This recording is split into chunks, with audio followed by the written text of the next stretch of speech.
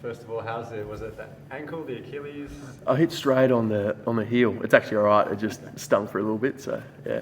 Was there a moment where you thought, oh no, like World Cup's just around the corner? And... No, I knew it wasn't that bad, but it just had a bit of a stinger, so you need to get going. Make sure you're all right before you put a swing on one, yeah. You guys were so close tonight. It looked like you were on track there. In your eyes, how did you view the game and where you perhaps lost it? Great game of cricket. I think what a great game for Perth to have after so long without having a game. And yeah, those chases, a lot of things have to go right.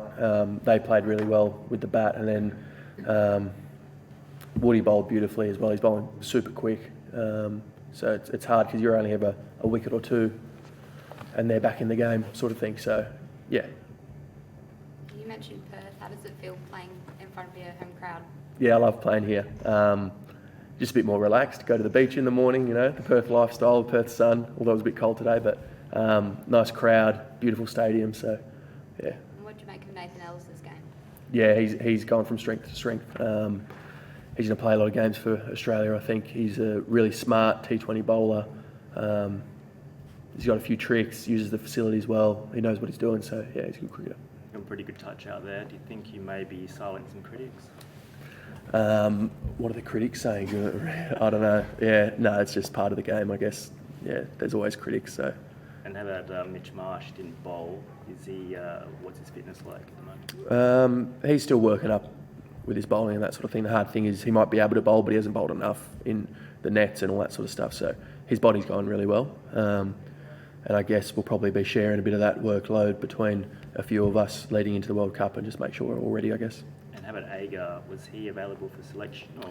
I don't think so, but I think he's tracking really well. I think he's back bowling, but half the thing with bowling, it's a difference between bowling the nets and being ready to bowl in the game instead in terms of like, you need to have your craft ready. As you saw, my first over went for 20 something. I'm glad it didn't go for 36. So, but yes, that's part of bowling, especially spin bowling. Just to get that feel and all that sort of stuff. So, I think he's pretty much ready, and it wouldn't surprise me if he's going to play in one of these games soon.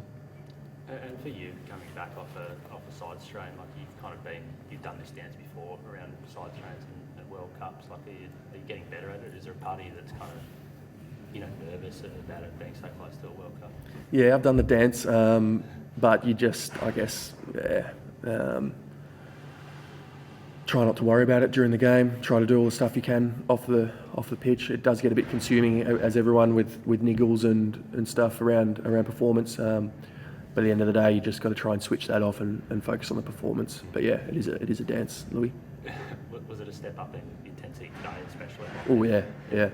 How'd you go with that? It's a wake up straight away as well, especially when your first over gets hit. So, I mean, the intensity I've been bowling the nets has been 100%, but it's just always different in a game. You know how it is. Yeah, no, I don't. I think Finchie said in that post game thing out in the ground that he's going to go back to opening next game. Can you just kind of talk through what's the thinking of being with him in the middle order and how you kind of see that going forward? I think it's, I'm not sure, but I'd assume it's just having our options open. Like you said, with myself with a side strain, with Mitch still coming back to bowl. We need some overs from our all-rounders and that sort of stuff. And then if someone else is playing, where are they going to play? Who's going to bat in the middle order? So I think it's just a fact of having the options for a World Cup. Is there a bit of a flip side to that? Like, you guys have spoken a lot about liking having the all-rounders in the top six. Is this kind of the flip side of it when one of you or Mitch isn't quite firing or isn't bowling with the ball? You're changing your team balance a lot to fit different things in. Yeah, I think if one of us are bowling and you've got Maxi, add Maxi in to bowl some overs as well. I think that's ideally you have all three of us. But I mean, there's also the argument that we can all play as a batter as well, but you do need the overs, I guess, and the versatility and being able to, in games like this where 220 is scored or 210, you need to be able to change it up, have the options up your sleeve as a captain, I guess.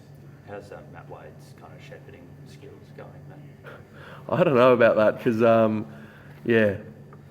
I'm sure you copped a few bounces in your time, Louis, as a bowling tail ender, but good bowler. Yeah, there's a lot that goes on there when you're hitting the head and you're running around. So yeah, I don't know about that. Right, okay. I mean, Joss just said that, like, looking at the replays, it looked like they had a fair shout for an obstructing the field call.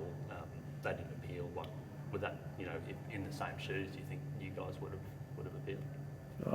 I don't know. It's not up to me anyway. I'm usually on the boundary, So no, I don't think so. It's chaos when you're hitting the head and you're running around and you don't know where the ball is and stuff. It is chaos.